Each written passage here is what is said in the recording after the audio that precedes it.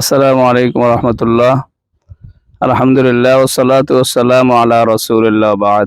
দেশে অথবা প্রবাসে, কাছে অথবা দূর থেকে আমাদেরকে যারা শুনছেন এবং দেখতেছেন, আমরা এই মুহূর্তে তিতারকান্দি লক্ষ্মীপুর জেলার একদম এক প্রান্তে, যেই নোয়াখালী বেগমগঞ্জ উপজেলার বর্ডার অবস্থিত এই কচুয়া বিলে আমরা অবস্থান করছি। কচুয়া বাইতুল আমান জামে মসজিদ, যেটি 2017 সাল থেকে আল্লাহর কিছু বান্দা সামান্য জমি দিয়ে তারা অনেকেই দুনিয়া থেকে চলে গেছেন।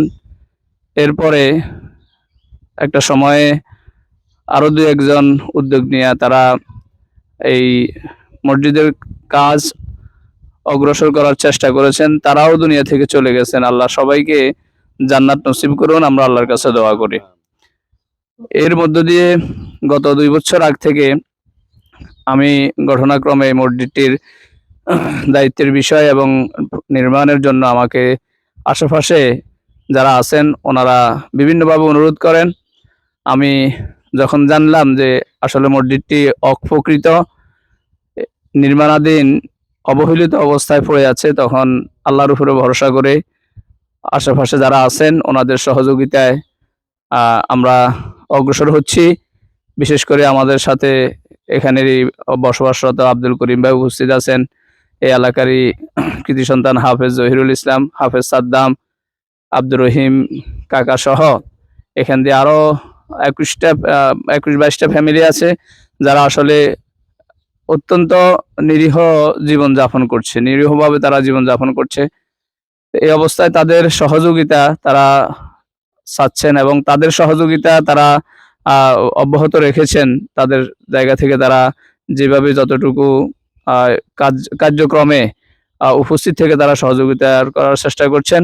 তো আমরা আমাদের এলাকার এবং আমার পরিচিত প্রিয়জন, ভাই বেরাদার এবং দিনী ভাই অনেকের সাথে ইতিপূর্বে যোগাযোগ করেছি, অনেকেই সাড়া দিয়েছেন।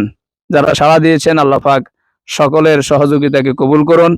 এবং আমরা এর মধ্য দিয়ে আমাদের ছাদ নির্মাণের জন্য আমাদের কাছে অর্ধেক টাকাও ম্যানেজ নেই, এরপরেও ফিলারগুলো নষ্ট হয়ে যাচ্ছে, বিম নষ্ট হয়ে যাচ্ছে। বর্ষার আগে আমরা ছাদটা কমপ্লিট করার জন্য আমরা চেষ্টা করছি। তো সর্বোপরি আসলে এখানে এই অজেয়পাড়ায় সীমান্ত, আমাদের এই লক্ষ্মীপুরের সীমান্তবর্তী গ্রাম তিতারকান্দির একদম সীমান্তবর্তী অবস্থানে এই মসজিদটি অবস্থিত। তো আমরা সকলের সহযোগিতা কামনা করছি। নিঃসন্দেহে মান বানা লিল্লাহি মাসজিদান বিওয়াজিহিল্লাহ বানাল্লাহু লাহু বাইতাম ফিল জান্নাহ। যে ব্যক্তি শুধুমাত্র আল্লাহর সন্তুষ্টির জন্য মসজিদ নির্মাণ করবে, আল্লাহ রাব্বুল আলামিন তার জন্য জান্নাতে ঘর নির্মাণ করবেন। আমরা আল্লাহ রাব্বুল আলামিনের শুধুমাত্র সন্তুষ্টির লক্ষ্যে আল্লাহর ঘরটি আবাদ করার জন্য, এই অবহেলিত অবস্থা থেকে আমরা এটিকে কাজ সম্পূর্ণ করার জন্য আমরা চেষ্টা করছি। আশা করি সবাই সহযোগিতা করবেন, সাড়া দিবেন। আমরা সকলের সহযোগিতা কামনা করে আল্লাহর উপরে তাওয়াক্কুল করে সকলের জন্য আল্লাহ রাব্বুল আলামিনের দরবারে উত্তম জাযা কামনা করে আমাদের কথা শেষ করছি। আসসালামু আলাইকুম ওয়া রাহমাতুল্লাহ।